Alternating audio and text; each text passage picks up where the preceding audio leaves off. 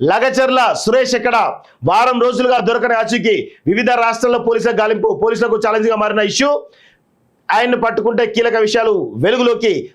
ప్రభుత్వాన్ని అస్థిరపరిచే కుట్ర, అధికారం కోల్పోవడంతో రైతులు రెచ్చగొడుతున్నటువంటి బీఆర్ఎస్ అంటూ ఒకరిని చూస్తా ఉన్నాం. సో ఇక్కడ లగచర్ల ఘటనలో కీలక నిందితుడిగా ఉన్నటువంటి సురేష్ పోలీసులకు దొరకడం లేదు.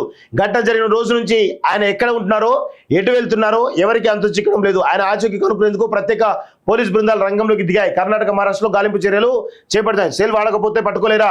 ఓ ప్లాన్ ప్రకారం అధికారులు లగచర్ల గ్రామానికి తీసుకెళ్లి వారిపై ప్రజలు ఉసుగొల్పి దాడి చేయించడంలో సురేష్ కీలకంగా వ్యవహరించారు.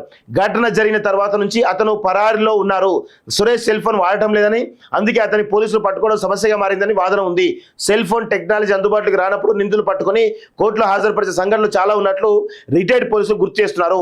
లగచర్ల ఘటన వెనుక రాజకీయ కుట్ర దాగుందని, మాజీ మంత్రి కేటీఆర్ డైరెక్షన్ లో ఇదంతా జరిగిందని స్వయంగా మంత్రులు ఆరోపిస్తున్నారు. ఇప్పటికే మాజీ ఎమ్మెల్యే పట్నం నరేందర్ రెడ్డిని అరెస్ట్ చేశారు.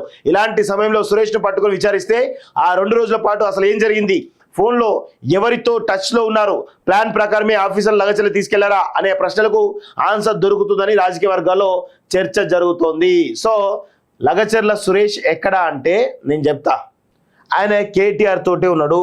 కేటీఆరే గత లగచర్ల ఘటన జరిగిన నెక్స్ట్ డేనే సురేష్ని పిలిపించుకొని దాంతోపాటు A2, A3, A4, A5 ఎవరైతే ఉన్నారో వీళ్ళందరినీ కూడా కేటీఆరే కాపాడుతున్నాడు.